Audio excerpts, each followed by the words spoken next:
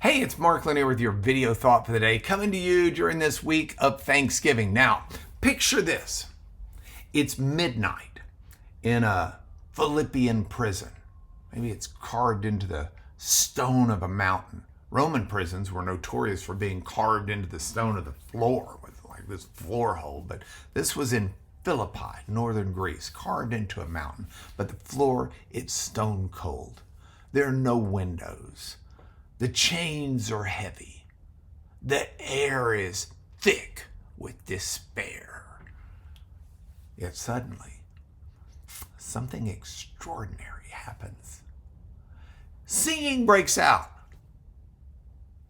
See, there are these two men, Paul and Silas, and their backs are still bleeding from a brutal beating. And they're leading what might be the most unlikely worship service in history. Here's what's amazing. That isn't just a story about two fellows making the best of a bad situation. It's actually a master class in how Thanksgiving can shake the very foundations of our circumstances if it's something we practice. Let me give this to you in 3 points. First point are the events themselves and how they can transform. You see, this is a story that's found in the New Testament book of Acts, and it's in chapter 16 if you want to read it. And it tells us that while Paul and Silas were singing, an earthquake shook the prison to its foundations. Now, let's back up for just a moment, because this isn't just about what happened when they gave thanks. It's about what happened before they chose Thanksgiving. See, they'd been wrongly accused, they'd been publicly humiliated, they'd been severely beaten, and they'd been thrown in to the innermost cell of this mountain prison. In modern terms, imagine being, bullied, cyberbullied for kids especially, losing your job, facing a health crisis, having your reputation destroyed all in one day. Yet they chose Thanksgiving. The Hebrew scriptures they knew so well reminded them from Habakkuk 3:7, though the fig tree does not bud, yet I will rejoice in the Lord. Which brings me to my second point. And here's where it gets more interesting. When the earthquake struck and the prison doors flew open, something unprecedented happened. The prisoners chose to stay put. Now it's midnight. They could have slunk away into the night.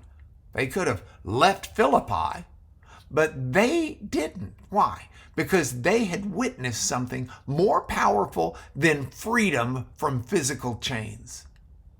They'd seen freedom from chains of bitterness, despair, and sin.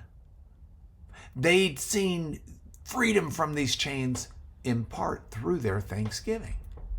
See, the jailer went rushing to the prison with the earthquake. And when he saw that the doors were open, he despaired because he knew it would cost him his life if they had fled. But instead, he sees the men there. And when he sees them, he falls trembling and says, "What do I need to do to be healed, to be whole, to be saved like you are?" Their Thanksgiving hadn't just transformed their situation, it transformed those around them. Which leads me to my third and final point. If you fast forward to 2011, when the survivors of that devastating tsunami in Japan shocked the world with their response, international news reported how instead of looting or descending into chaos, many survivors formed these orderly lines, and they thanked the relief workers, even in the midst of their unimaginable loss. One survivor told, standing in the ruins of his home, told reporters, "We still have our life, and we can be thankful for that." That's a modern echo of that ancient truth. Thanksgiving doesn't just reflect our circumstances, it can transform our circumstances. So remember that friend in the midnight prison? Their chains couldn't stop them from giving thanks. I don't want anything to stop you from giving thanks. Be thankful. It's a good thing. And it's your video thought for the day.